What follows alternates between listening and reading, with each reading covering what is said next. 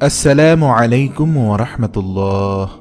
ভোরবেলা হাঁটার পর রিয়াদ আর ফারুক যখন ধানমন্ডি লেকে বসে আছে, ঠিক তখনই হঠাৎ একটা ছেলে দৌড়ে এসে তাদের বলল, স্যার স্যার, আমার বাড়ি চট্টগ্রাম।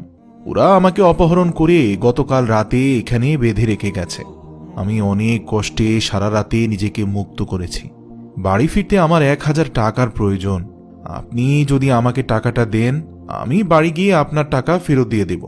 এই কথা শুনে ফারুক ছেলেটাকে ধমক দিয়ে বলল, তোরা আর মানুষ হবি না রে।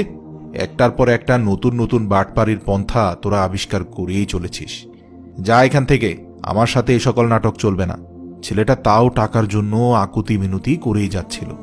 এতক্ষণ ধরে চুপ করে থাকা রিয়াদ হঠাৎ করে মানিব্যাগ থেকে 1000 টাকা বের করে ছেলেটাকে দিয়ে দিল। এই দেখে ফারুক রেগে গিয়ে রিয়াদকে বলল, তোর এই পরোপকারী স্বভাব আর কবে ঠিক হবে রে? তুই জানিস এরা প্রতারণা করে, ভদ্রবেশী মানুষের অবয়বে এসে এভাবে বোকা বানিয়ে চলে যায়।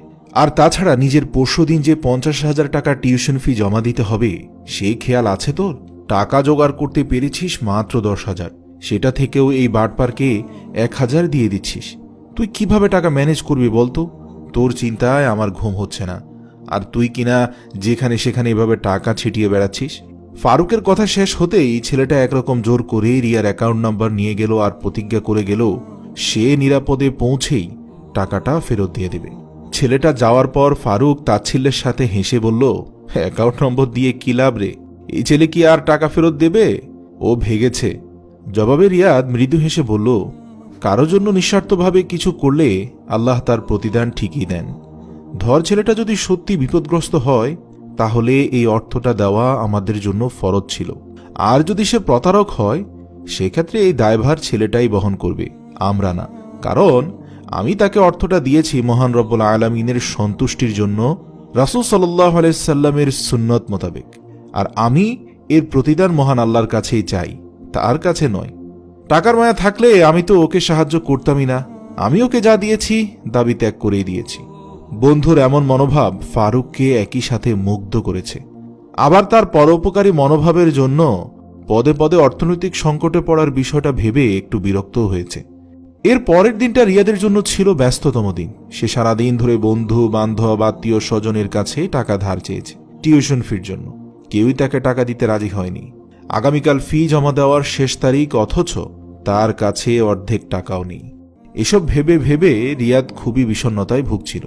ঠিক সে সময় তার সবচেয়ে কাছের বন্ধু ফারুকের আগমন ঘটল।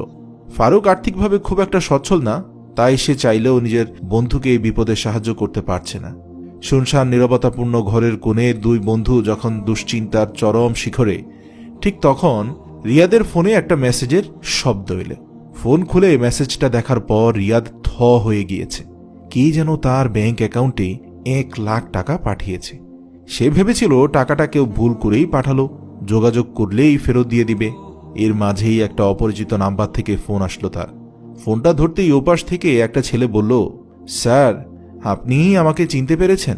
গতকাল সকালে আপনি আমাকে সাহায্য করেছিলেন।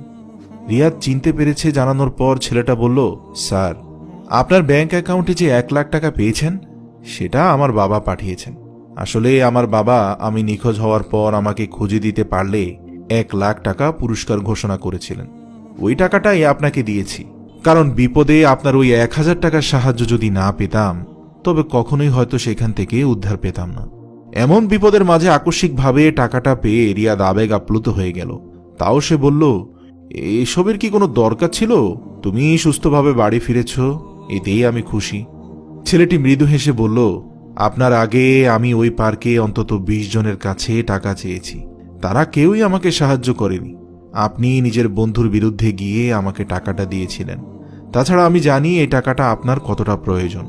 ছেলেটার উত্তর শুনে রিয়াদ আর কোনো আপত্তি করল না। ছেলেটাকে ধন্যবাদ দিয়ে সে ফোনটা রেখে দিল। এতক্ষণ ধরে যা হচ্ছে তা দেখে ফারুক সত্যিই খুব অবাক হলো। ওই অবস্থাতেই রিয়াদ তার দিকে তাকিয়ে মুচকি হেসে বলল, বলেছিলাম না, তুই যখন কোনো দান রব্বুল আলামিনের সন্তুষ্টির জন্য করবি, যাকে দান করেছিস সে প্রতারণা করুক কি সত্যি বিপদগ্রস্ত হোক, যে কোনো পরিস্থিতিতে সে থাকুক না কেন, তোর দান করার নিয়ত যদি আল্লাহর সন্তুষ্টি হয়, তাহলে অবশ্যই একদিন আগে আর পরে এর প্রতিদান তুই অবশ্যই 10 গুণ বেশি পাবি। এটি রাসূল সাল্লাল্লাহু আলাইহি সাল্লামের ওয়াদা। আসলে আমরা বেশিরভাগ মানুষই সবসময় কারো উপকার করার আগে সেখানে নিজেদের কতটুকু স্বার্থ আছে তা বিবেচনা করি। তবে সবসময় একটা জিনিস মনে রাখবেন, কারো জন্য নিঃস্বার্থভাবে কিছু করলে স্বয়ং আল্লাহই তার উত্তম প্রতিদান দেবেন। কেউ যদি দানের বিষয়টাকে প্রতারণার হাতিয়ার হিসেবে ব্যবহার করে, তবে দানকারী ব্যক্তি এতে ক্ষতিগ্রস্ত হবে না। আজ থেকে বিপদে জর্জরিত সেই মানুষগুলোর দিকে সহায়তার হাত বাড়িয়ে দিন, যাদের এই মুহূর্তে আপনাকে প্রয়োজন। ভবিষ্যতে একদিন না একদিন আল্লাহ নিশ্চয়ই আপনার বিপদে কোনো না কোনোভাবে তার 10 গুণ উত্তম প্রতিদান দিবেন। এটি রাসূল সাল্লাল্লাহু আলাইহি সাল্লামের হাদিস দ্বারা প্রমাণিত। মনে রাখবেন, আমরা শুধু গল্প শোনাচ্ছি না, আলোর পথ দেখাচ্ছি। আলোর পথের একটি ভিডিও শেয়ার করার মানে হচ্ছে আপনিও আলোর পথ দেখাচ্ছেন।